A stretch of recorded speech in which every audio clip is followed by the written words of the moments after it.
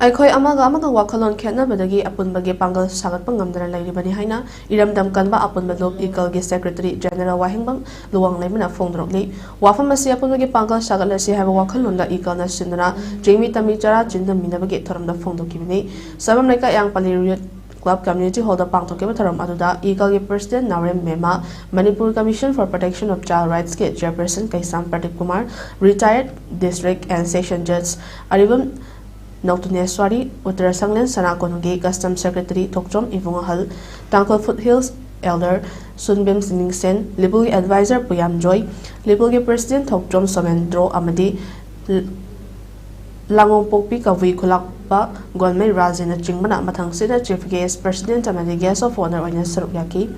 Iribaki Damota Tawaina Pontapi Kraba Atoba Tobi Sigi Mafamda Mirin Ani Tumin and Leptona Ikai Kamnava Utkiba Adugan Marilenana Iramdam Kanba Apun Melop Equal Secretary General Wahengbam Nuang Lemana Makata Hai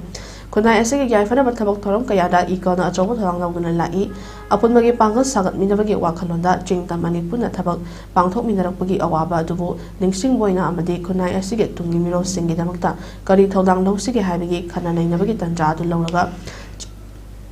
chara amam chaminabani amade abondogi pangal sagat minana khunai asige manglomda changseminasi haina ikalna miyamna paujal pidana lakli tungda samatam khodimakta ikalna laibak miyamgi damakta yaifana hotnagani amade lepkani haiki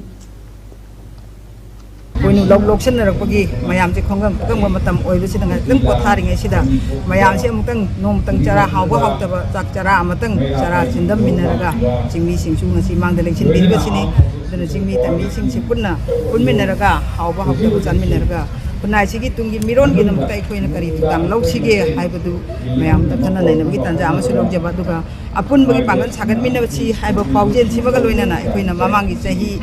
dagi chathar jarak pa ba kongjang haiba tare ikoigi kholau haigadra paujel haigadra si tamjana bagi damakta miyam da sigumba thauram si pangthok jabani